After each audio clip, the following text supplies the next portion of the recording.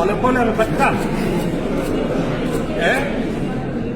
wamempata Polepole. Kabla kesi yake ya kiuhaini kuweza kusikilizwa mahakamani, kiongozi wa Chadema Tundu Lissu ameweza kuuliza swali ambalo limeweza kuacha wengi vinywa wazi huko mitandaoni. Naam, karibu ndugu mtazamaji wa channel yako bomba kabisa, habari ya Dicky Studio TV, mahali ambapo unapata habari moto moto kutoka pande zote za dunia.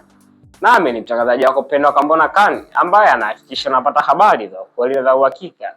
Kabla ya kuendelea, kama ungependa kuungana nami, basi napenda kukumbusha usisahau subscribe na kubonyeza alama ya kengele hapo chini ili uweze kupata habari zingine moto moto na uweze kujiunga na familia kubwa kabisa Dicky Studio TV na uweze kujivinjari habari kutoka pande zote za dunia.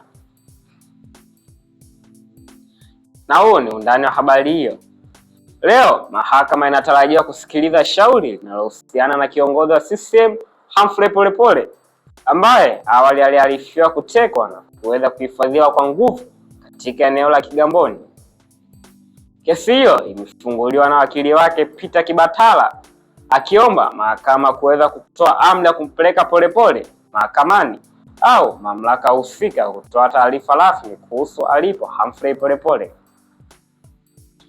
Hata hivyo, kabla ya kikao cha leo kuanza, kiongozi wa Chadema Tundu Lissu aliibua swali muhimu kwa kusema Polepole amepatikana.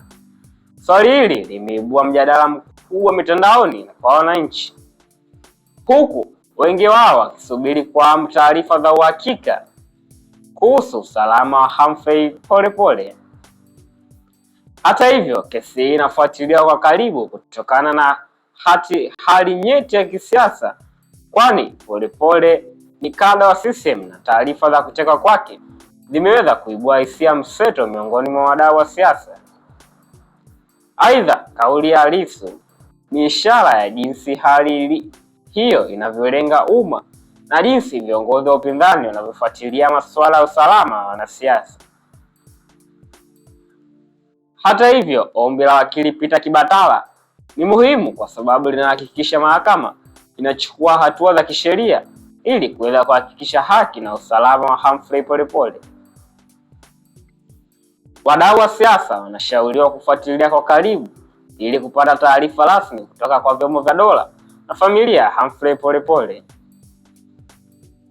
Aidha, hali hii inabaki kuwa muhimu kwa Watanzania kuweza kuangalia jinsi gani vyombo vya sheria vinavyoweza kushughulikia migogoro ya kisiasa, masuala ya usalama wa wanasiasa nchini mwao. Hivyo ndivyo uchambuzi wa hali ya Humphrey Polepole na swali lililoulizwa na Tundu Lissu kabla ya kuanza kwa kesi yake. Usisahau kusubscribe ndugu mpenzi mtazamaji channel yako bomba kabisa wa Dicky Studio TV. Pia comment, like na share ili uweze kupata habari zingine moto moto. Si pengine ni hapa Dicky Studio TV. Nami sina mengi bali